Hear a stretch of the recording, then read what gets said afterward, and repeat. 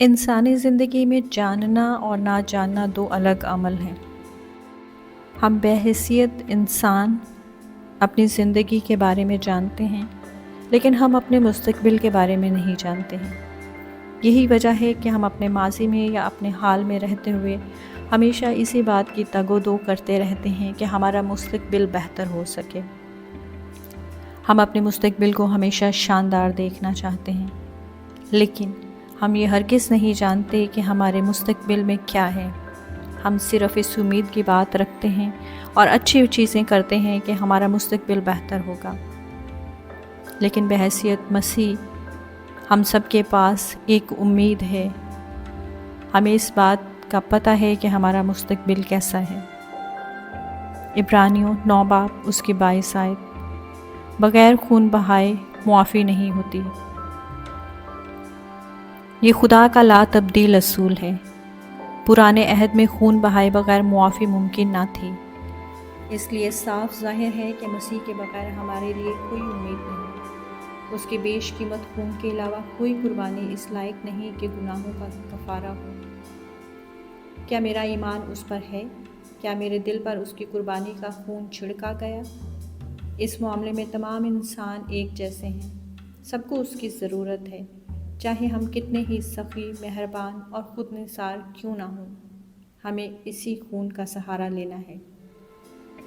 گناہ مسیح کے خون سے ہی مٹتا ہے، کسی اور چیز سے نہیں۔ خدا کا کتنا بڑا فضل ہے کہ اس نے معافی کا یہ راستہ مہیا کر رکھا ہے۔ اب کسی اور راہ کی تلاش دنائی نہیں ہوگی۔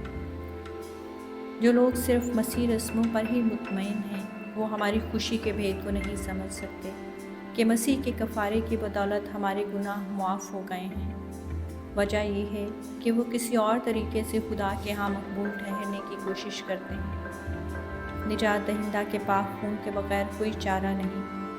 جس کا ضمیر بیدار ہو چکا ہے، اسے مسیح اور اس کی صلیب پر نظر کرنے سے ہی گناہوں کی معافی کی تسلی مل سکتی ہے۔ جسم کی جان خون میں ہے، اور میں نے مذبح پر تمہاری جانوں کے لیے کفارے کے لیے اسے تم کو دیا ہے۔ احبار 17:11۔ یہ موسوی شریعت کا فرمان ہے، اور اسی لیے مسیح نے اپنا خون بہایا۔ پرانے عہد کی جانوروں کی قربانیاں مسیح کی اس قربانی کی پیشگی خبر دیتی تھیں۔ وہ اس اصل قربانی کا عکس تھی۔ آمین۔ خداوند زندہ آسمانی باپ، ہم آپ کے بیٹے کے لیے شکر گزار ہیں۔ ہم اس خون کے لیے شکر گزار ہیں جو ہمارے گناہوں کے لیے بہایا گیا۔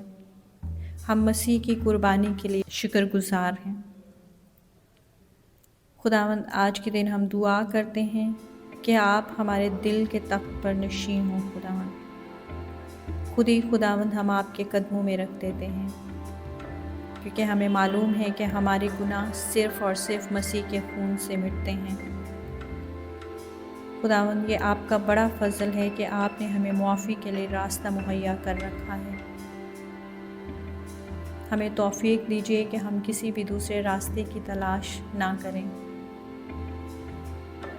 ہم اپنی خوشی کے بھید کو سمجھ سکیں کہ ہماری خوشی صرف اور صرف مسیح میں ہے۔ ہم کسی اور طریقے سے خدا کے ہاں مقبول ٹھہرنے کی کوشش نہ کریں، کیونکہ خداوند، آپ کے نجات دہندہ کے پاک خون کے بغیر ہمارے پاس کوئی چارہ نہیں۔ ہماری مدد کیجیے کہ ہم مسیح اور اس کی صلیب پر نظر کریں، کیونکہ ہمیں تسلی ہے کہ جب ہم مسیح پر اور اس کی صلیب پر نظر کرتے ہیں تو ہمیں گناہوں سے معافی ملتی ہے، کیونکہ مسیح نے اپنا خون بہایا تاکہ وہ ہمارے گناہوں کے لیے قربان ہو سکے۔ ہمیں شکر گزاری کا روح دیجیے اور ایمان کی مضبوطی دیجیے تاکہ ہم اس مسیحی راستے پر ہمیشہ چلتے رہیں۔ یسوع کے نام سے مانگتے ہیں، آمین۔